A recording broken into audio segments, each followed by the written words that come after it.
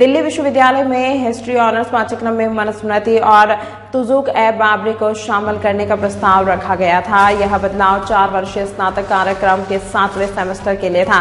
जैसे यह प्रस्ताव सामने आया, विश्वविद्यालय में विरोध की लहर दौड़ पड़ी। छात्रों और शिक्षकों के एक वर्ग ने इसे आपत्तिजनक बताते हुए इसे हटाने की मांग की।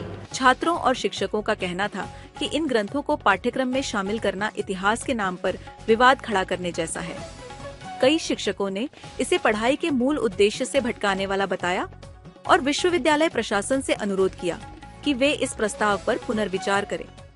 कुछ छात्रों ने इसे एक तरफा विचारधारा को बढ़ावा देने वाला बताया, जबकि कुछ ने कहा कि इतिहास की समग्र समझ के लिए विभिन्न ग्रंथों का अध्ययन आवश्यक है।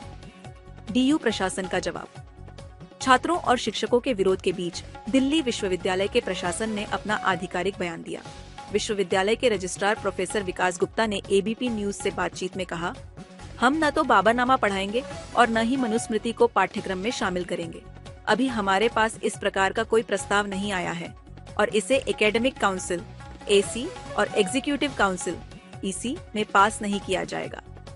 उन्होंने आगे कहा, विश्वविद्यालय को इस प्रकार के विवादास्पद मुद्दों में नहीं पढ़ना चाहिए और किसी भी शिक्षक द्वारा पाठ्यक्रम में इस तरह के बदलाव को जबरदस्ती लागू करने की कोशिश पर सख्त कार्रवाई की जाएगी।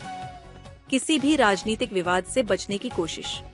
डीयू प्रशासन ने यह भी स्पष्ट किया कि विश्वविद्यालय का उद्देश्य छात्रों को एक व्यापक और संतुलित शिक्षा देना है। उन्होंने यह भी बताया कि किसी भी नए विषय या पुस्तक को तभी पाठ्यक्रम में जोड़ा जाएगा जब वह शिक्षण और अनुसंधान की दृष्टि से उपयोगी हो। विश्वविद्यालय ने यह मुद्दा समाप्त करने की कोशिश करते हुए कहा कि वह किसी भी राजनीतिक या वैचारिक विवाद में नहीं फंसना चाहता।